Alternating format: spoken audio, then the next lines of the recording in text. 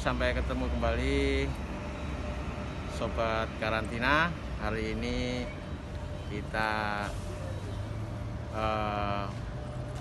mengajak mahasiswi dari Universitas Diponegoro Fakultas Pertanian yang sedang magang di BKP kelas 1 Semarang akan belajar atau melihat bagaimana caranya perlakuan fumigasi standar badan karantina. Mari kita lihat. Ayo kita jalan.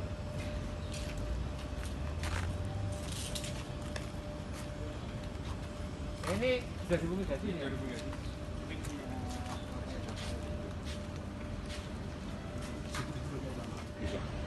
Nah, sekarang kita sama Pak Didik, fumigator dari salah satu perusahaan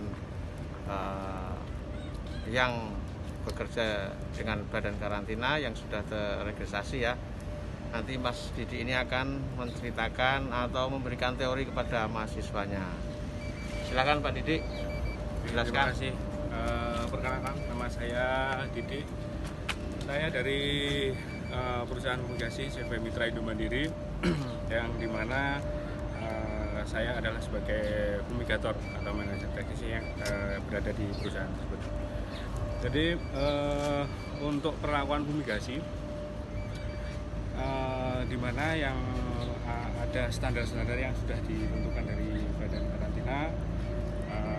Yang pertama itu biasanya penerimaan order itu atau order kami dapat itu dari pemilik barang atau dari eksportir dan minta perlakuan fumigasi sampai dengan kontainer di sini dan sudah melalui verifikasi dari kami. Itu kayak negara tujuan, dosis, fumigasinya pakai apa, jenis stackingnya kayak apa, jenis komoditinya seperti apa, itu sudah melalui verifikasi sebelum order diterima. Setelah sampai sini kontainer bisa langsung kami kerjakan seperti yang di belakang ini yang sedang dalam proses fumigasi. Itu intinya fumigasi adalah menciptakan ruang kedap gas supaya gas yang kita salurkan di dalam tidak merembes keluar atau tidak bocor, maka perlu ditempatkan di alas yang benar rata, yang kedap. Dan plastiknya seperti ini ada penindihnya biar enggak terbuka, ada penindihnya namanya itu sand snack untuk penindih atau pemberat si plastik tersebut ya. Terus untuk menentukan dosis atau penggunaan fumigan yang disalurkan ke dalam itu hitungnya volume.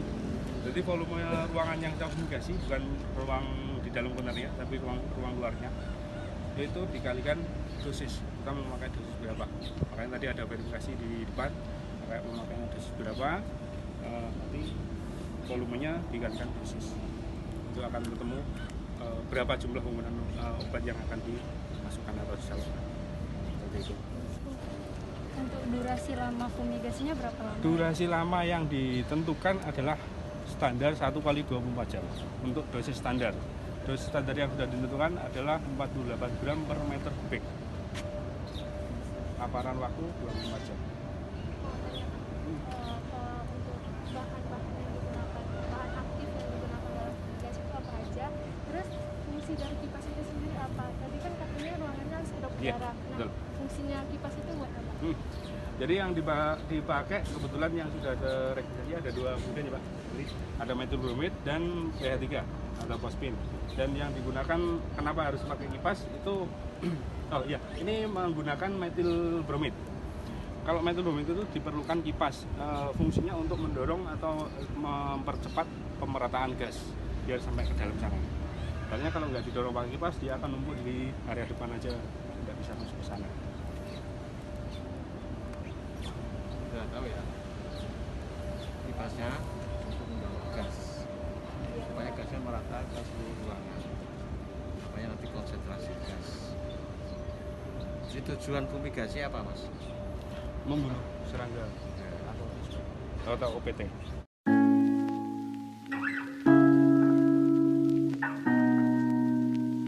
Jadi ini tabung metil yang tadi masih dalam bentuk gas air disalurkan ke sini. Ini namanya evaporator. Evaporator atau pemanas yang dalamnya seperti ini.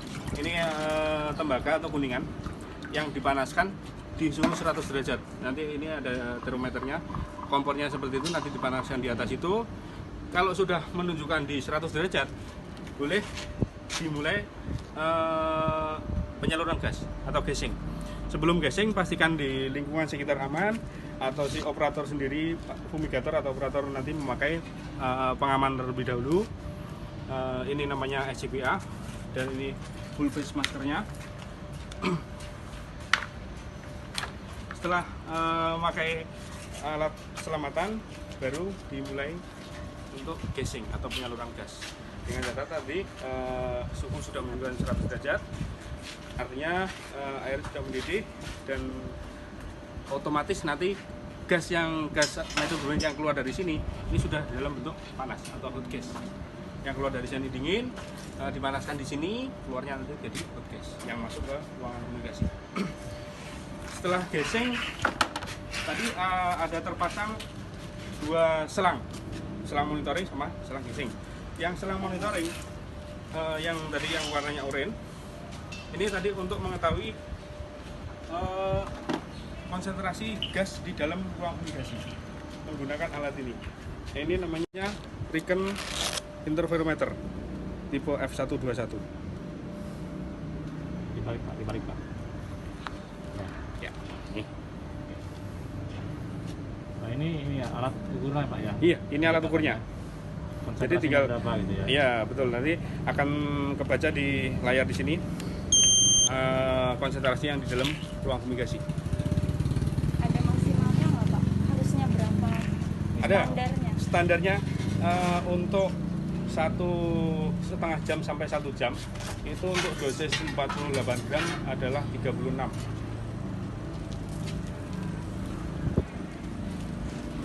Standar minimal. Terus ini namanya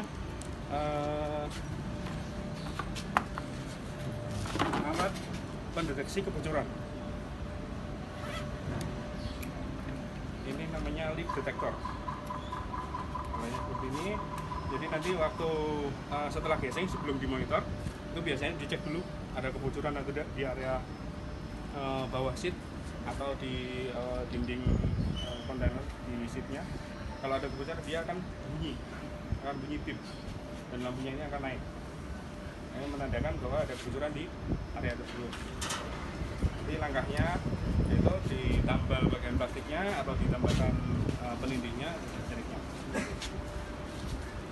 Mau tanya Pak, tadi Ya. kan waktu menyalurkan metrobromidnya kan katanya suhunya harus 100 derajat. Semisal sebelum 100 derajat tapi udah dimasukin selangnya, apakah ada dampak yang terjadi atau ledakan atau gimana? Pasti. Jadi dampaknya bukan ledakan atau semacamnya. Jadi dampaknya nanti di konsentrasi, dia akan menghambat. Soalnya gas yang seharusnya masuk ke sana, ke dalam itu adalah hot gas. Kalau panasnya belum sempurna, otomatis perubahan gas air menjadi gas panas itu belum maksimal, belum sempurna. Jadi itu akan menghambat di konsentrasinya, di pengukurannya nanti. Bisa jadi kurang dari nilai standar atau bahkan lebih drop lagi. Terakhir nih Pak, Ya. untuk pelaksanaan fumigasi seperti ini, tingkat kegagalannya sebesar apa ya Pak? Pernah gagal apa tidak? Gini, di sini termasuk area khusus untuk fumigasi ya. Jadi kegagalan yang seharusnya tidak terjadi nggak bakal terjadi. Kecuali ada kecelakaan. Misalnya nih, dalam kondisi sungkupan kayak gini, ini kan nggak kita pantau sampai selama 24 jam. Yang dikhawatirkan kalau ada truk mundur atau kontainer mundur nanti nabrak sekapan ini yang kita nggak segera tahu. Jadi kalau ada kebocoran otomatis nanti gasnya terbuang. Nah, pengambilan konsentrasi atau monitoring di akhir atau di 24 jamnya itu nanti pasti drop. Kalau itu konsentrasinya drop atau di bawah nilai standar itu bisa menggagalkan fumigasi. Kalau udah gagal kayak gitu Pak, diulang lagi. Tombok berarti. Jadi nambah Itu jadi ada nambah ada dosis nambah lagi. ini. Ada kegagalan tuh pasti ada, ya. Pasti ada kegagalan. Ya ini juga sih. Kalau gagal berarti kan harus ulang kembali. Ulang lagi. Mulai lembaran baru lah. Gagal kali lagi. Gitu. Ada lagi? Ya demikian tadi praktek teori dan praktek perlakuan fumigasi standar badan karantina oleh salah satu fumigator di Semarang yang telah memberikan teori dan prakteknya sedikit ya. Sedikit. Dan diskusi pada mahasiswi, ini 2 mahasiswi dari Universitas Diponegoro Semarang ya. Demikian, terima kasih atas pertemuan hari ini. Sampai jumpa.